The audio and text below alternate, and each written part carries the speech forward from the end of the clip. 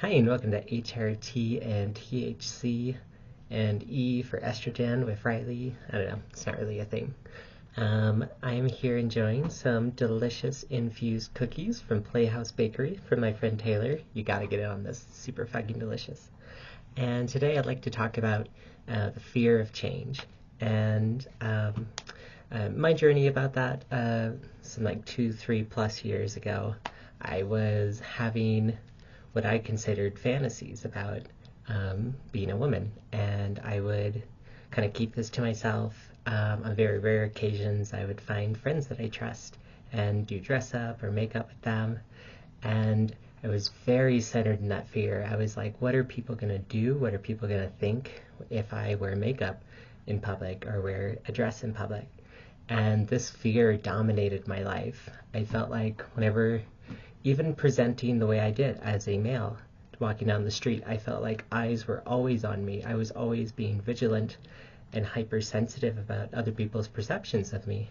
And ironically enough, it wasn't until after transition that now I feel much more confident, not only in myself and what I like and what I want to express myself as, but also out on the street. And I think it's because I'm no longer obsessed with trying to portray a certain image that I was conditioned to and had to put on for safety. Growing up in an all-boys private Catholic school in the South.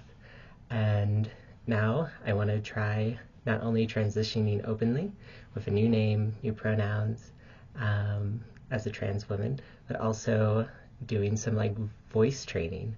And for me, it's not as much as about like I need to suddenly shift everything. For me, it's about this subtle like change where I want to learn more control over my voice. Where being an ESL teacher, I know that people, kids when they grow up, they take on the accents of speaking, mannerisms, the vocabulary of the influences around them, and it's hard to change that.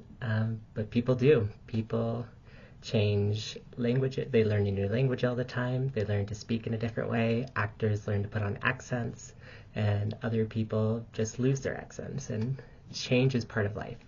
And I just want to reassure you, you should totally do what makes you happy and go in that direction despite the fear. I felt like I was so terrified before, and now after fully going down that road, I am more comfortable with myself and less fear dominated. Obviously, the fear is still there as there are real threats against me as a trans woman, but I feel much happier in myself. I kind of have to grieve all those years that I didn't allow myself to explore this and find out what I liked out of fear, out of embarrassment, when there's nothing embarrassing about exploring your gender or about femininity. Like, that's nothing to be ashamed of. I totally encourage everybody to explore their gender and to explore gender expression.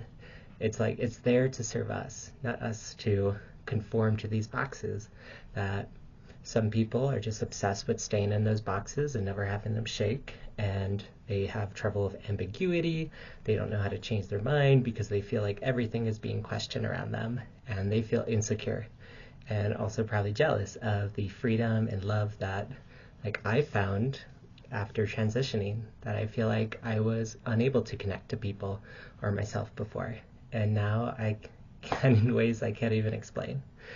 And I'm very happy, and I hope that my joy and sharing is helpful and inspiring you too to like do what you love and don't be afraid. Do it despite the fear.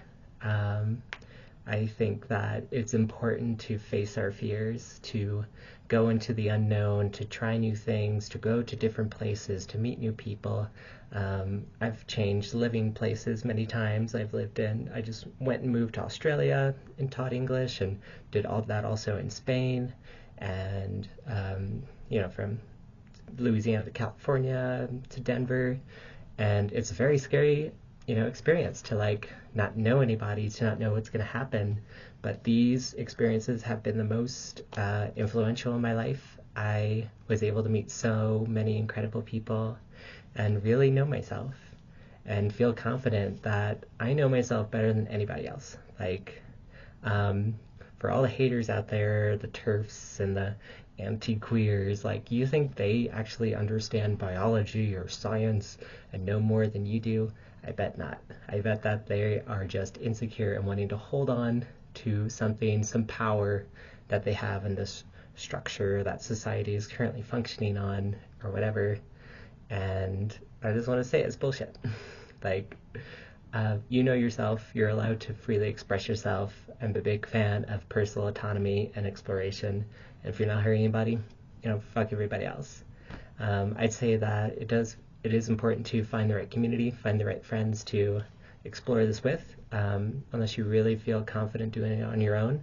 I feel like it really took the right community, the right set, the right life circumstances to get me to be happy transitioning, and doing it was actually what made me realize this is right for me, that I am happier, more connected with myself and my feelings and with others.